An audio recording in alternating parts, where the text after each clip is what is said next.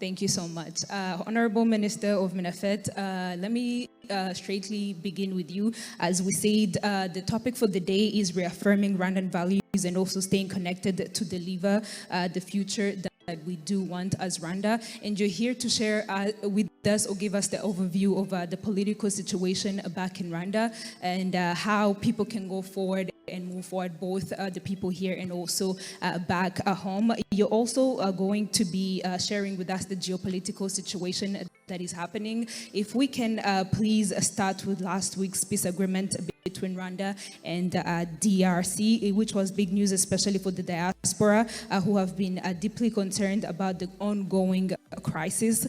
So given that there have been previous agreements that were fully implemented, today we want you to give us the overview, but also assure people how safe it is, because it's not the first time that it has happened. Rwanda has tried to make peace, so we are glad that the signing happened, but how can you assure people that this time is going to see it through and push through? Thank you for the question. Friday on 27th June was the day for the signing of his historic agreement, peace agreement between Rwanda and the DRC. And we are cautiously optimistic, meaning that we are both optimistic, but there is also a bit of caution, and I will try to explain.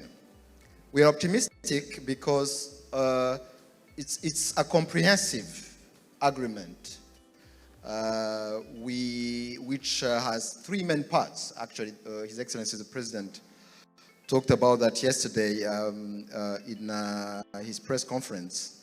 There is the security aspect, the economic aspect, and the political aspect. All those are taken care of in this agreement. There is another aspect, a fourth aspect, which is more a consequence, a positive consequence of this agreement, is the humanitarian aspect. But if we take those three main aspects, the security aspects, actually it's the agreement, the peace agreement has this security concern of Rwanda at the center of the text, because we have decided to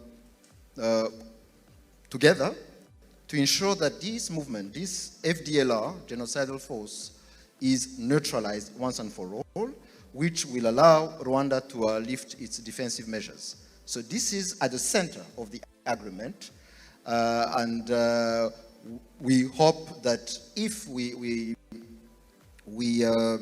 achieve this goal, we will greatly contribute to peace in the region. So this is the security aspect. The second aspect is the economic aspect, which is also important, and we decided to make joint investment between Rwanda and DRC with the support of the US and US companies, because this region of the Great Lakes is one of the richest in Africa, and we have decided to manage jointly the common national parks, the Virunga and the Volcanoes National Parks, natural resources in Lake Kivu. You have the methane gas, as you know, hydropower on our border, the Rusizi 3 power plant, and also the end-to-end mineral value chain, meaning from the mine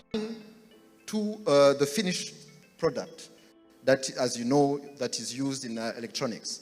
So this kind of positive collaboration between DRC and Rwanda would be a good incentive for permanent peace in our region, and also for prosperity of our populations and the growth of our economies. The third part, the third aspect is the political aspect. And here, it's mainly about dialogue between the government of DRC and the movement of AFCM 23. Because as we have always been saying, this question of the M23 cannot be solved without a genuine dialogue that addresses the root causes of the conflict.